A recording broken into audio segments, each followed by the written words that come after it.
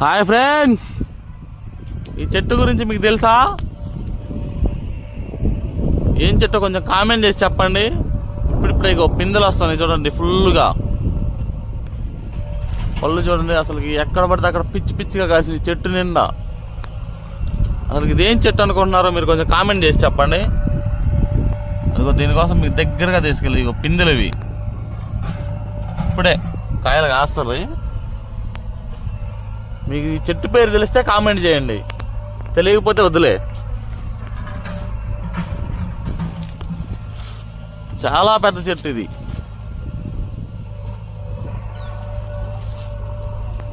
ఓ ఎరగేసింది కాపు.